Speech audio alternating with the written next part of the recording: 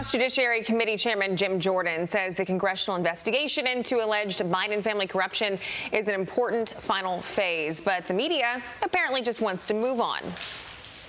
This is the reality of the Republican investigation into the so-called Biden crime family. It's seemingly riddled with stunts and conspiracies. These allegations have already been investigated over and over and over again. I wonder, after this plea happens, if you would advise your party to move on.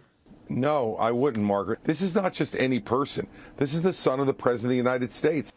Fox News contributor and columnist for The Messenger, Joe Concha, joins us now. So, Joe, more of the same from the media. The only difference is that this is after the IRS whistleblowers testified on Capitol Hill and said that the investigation into the president's son is a sham. But apparently that didn't move the needle for some folks on TV. Yeah, Carly, this analysis comes from Ali Velshi.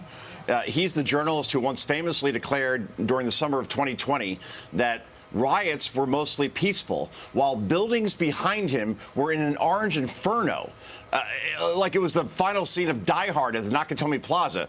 So there's that. But it's very clear that the Biden family made millions upon millions of dollars overseas to be energy consultants without having any experience in, energy, in Hunter Biden's case, in places like China, Ukraine, Russia, other countries, and it's based on whistleblower testimony that Joe Biden did profit off of those deals. He was the big guy. He got 10%, according to these whistleblowers, which is clearly a textbook example of influence peddling. Therefore, the question can be asked by actual journalists who aren't named Ali Velshi: is the sitting president of the United States compromised by adversaries like China, and does it affect our policy decisions today?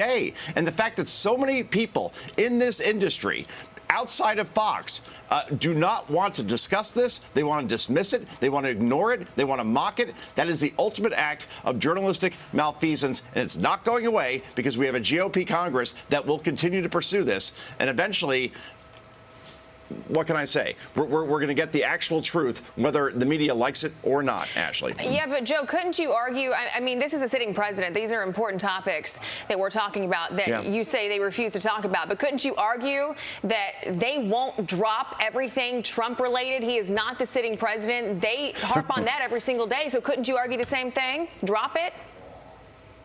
Oh, well, that's the thing, right? I mean, Donald Trump is not in office. He hasn't been for more than 2 years.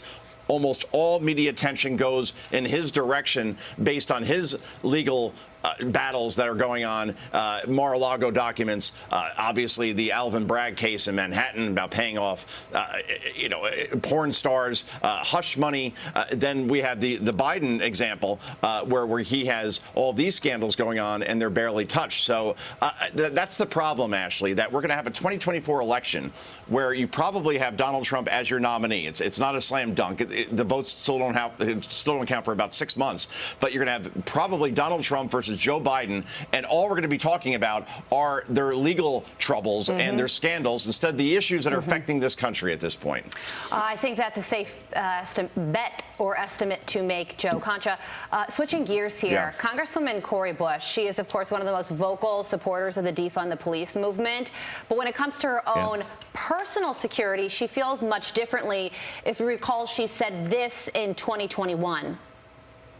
You would rather me die? Is that what you want to see? You want to see me die? Because that could be the alternative.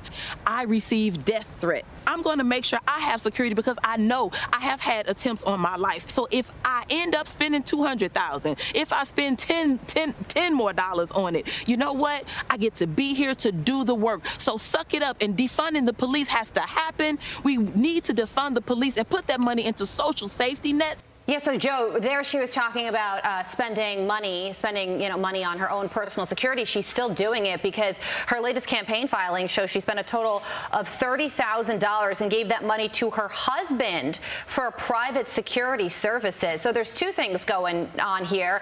A lot of this money is going to her husband, and also her comments on defund the police versus her own spending on private security. Amazing. amazing. Defund the police, except not for me. And then I'm going to take money and pay my husband, who is like the Hunter Biden of law enforcement, has no experience in actually protecting people. This is incredible. Congresswoman Bush should resign or be ousted from Congress. This is unacceptable to spend that kind of money for your own protection when you won't protect the people of St. Louis, who she represents. St. Louis is one of the most dangerous cities in the country, guys. Yeah, that's right. You know, and you got to consider the fact that police can be looked at as security for you and me, all of us, the rest of the country. So there's that fact, too. Joe Concha, thank you. Yeah. And with that, Fox and Friends starts right now. Have a good day. I'm Steve Doocy. I'm Brian Kilmeade. And I'm Ainsley Earhart. And click here to subscribe to the Fox News YouTube page to catch our hottest interviews and most compelling analysis.